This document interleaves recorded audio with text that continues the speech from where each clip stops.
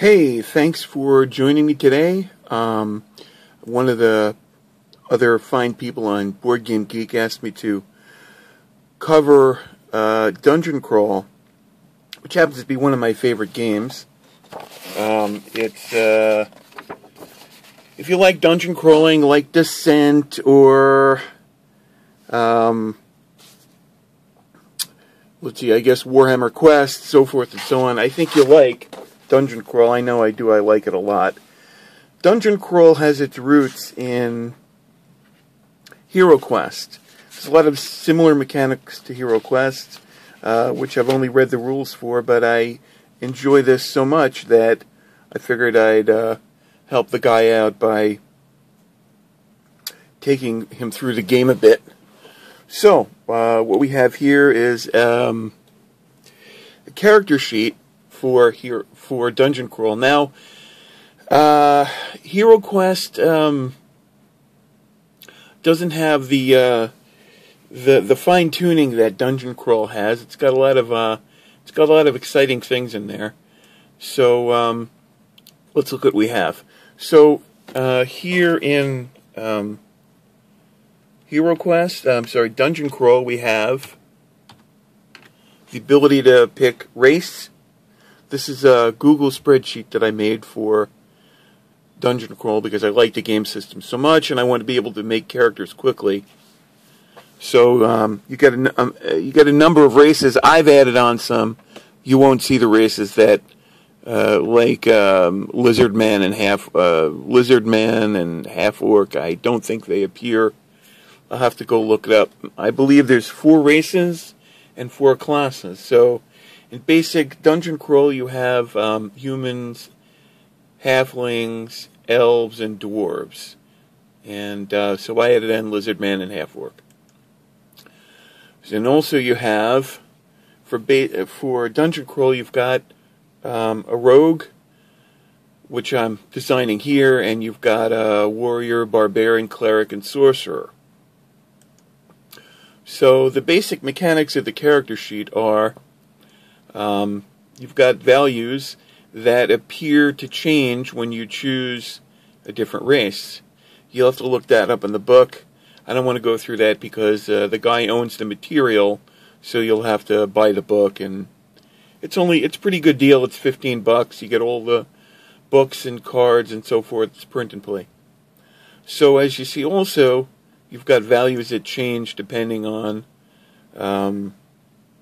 what race and class you have. So I'm going to focus on the next part here. This is enterable. Normally I do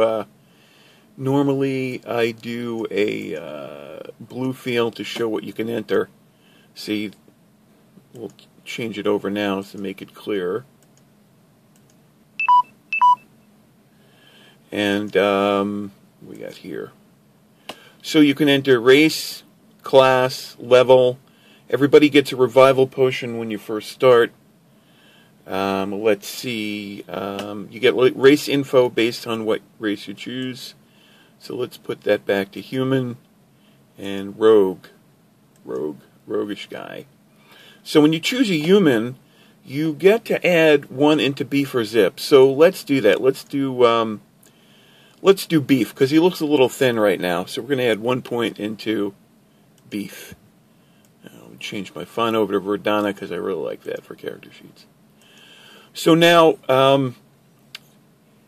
beef is damage, zip is defense, beef is attack damage, zip is defense, smarts is based on whatever's built into your character class, and race, and that controls spell points. Health is hit points, and move is move. Now, if you choose, you've got an encumbrance value here, which is keyed off of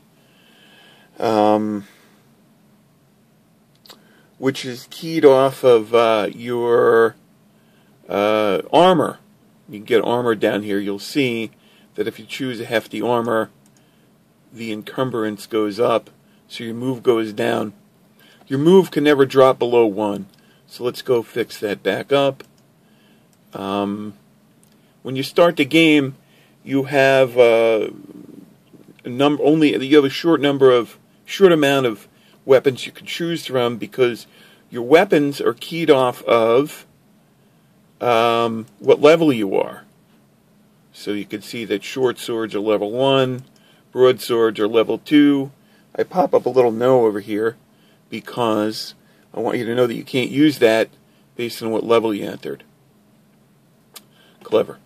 Alright, so your attack dice,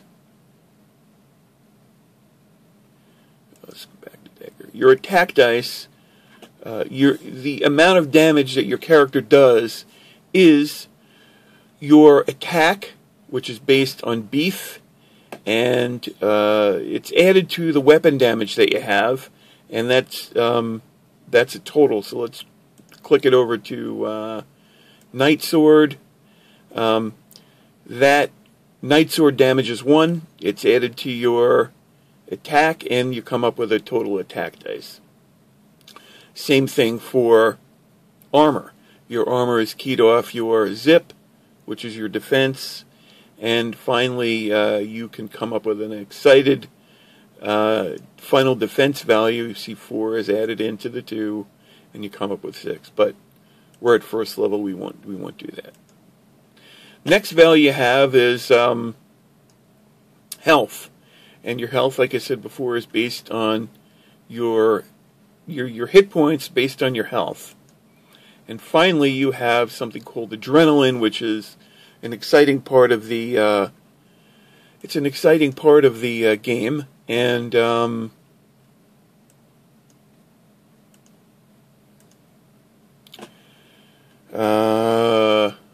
what you do is, at the beginning of your adventure, you start with a certain number of adrenaline, which is equal to, see if I can get this right. Hold on a second. Your adrenaline is equal to your base attack plus base defense plus 3. So I've gotten 2. 2 is 3 is 7. You've got some place from extra treasure and gold, so forth and so on. Gadgets which you can come up with. So that's a basic sheet. Now, if you're a cleric or a sorcerer, then you can start with 1 spell. So we'll cover that later or in another video.